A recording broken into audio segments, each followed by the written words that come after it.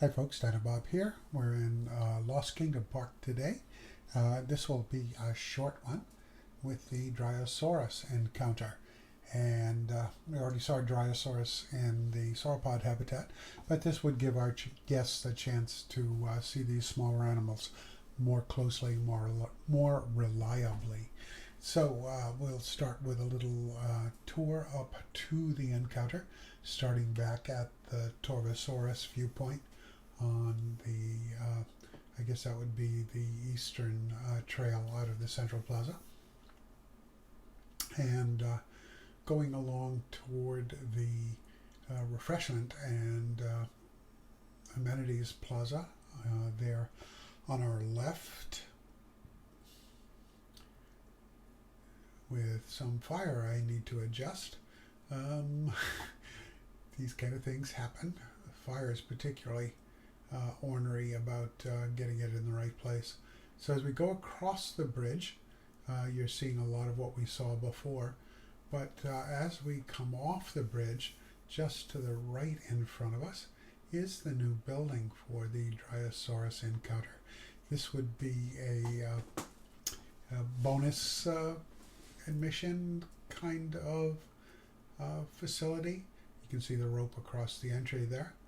And so the guests who have paid extra for it get to come into this area, which gets them up close and personal with the Dryosaurus if they decide to come up to the fence there. They're obviously encouraged to do that by the greenery there, where that's their main feeding bin. And there would be a talk, and I imagine the keepers would have Dryosaurus treats for the animals. And you see a lot of shadow moving there. The sun is quite low, and it's the necks of the sauropods throwing those from the habitat next door. There are some Dryosaurus out here. I think there's 3 in here. I see 2 right now. The other one is probably in the back where they have a bit of a shelter in that ruin wall. Yep, there's a tail. They have a little bit of a pond for drinking, and carrying on the theme of the Lost Kingdom with some fallen masonry and some partial masonry. That's the shelter with a green roof, and keep it cool there for the Dryosaurs when they want that. There is a viewing path here for the regular guests, so they can also get a good close view of the Dryosaurus come up to the glass. So that's a look of the habitat from inside and from the outside, and here's the aerial view. Give you an idea where it's positioned next to the Morrison multi-species exhibit there. So like I said, a quick one. We'll have some animal video coming up shortly. Also quick, but I managed to catch them doing a number of their behaviors. They were semi-cooperative this time. Like the Psittacosaurus, the Dryosaurus spends a lot of his time looking to one side while walking around.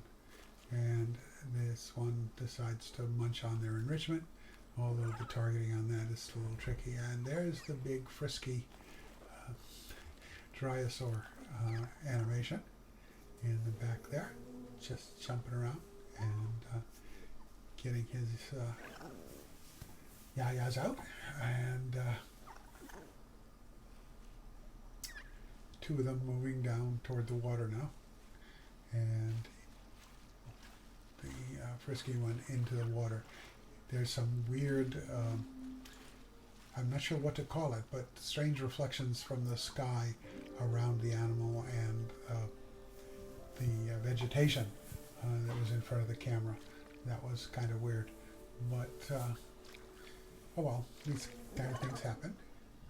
Drinking animation with a little bit of a swallow there, shake of the head, and off he goes. A little bit of low angle chase cam footage here, trying to follow this guy, and he gets awful close. So we back up a little bit and let him walk away.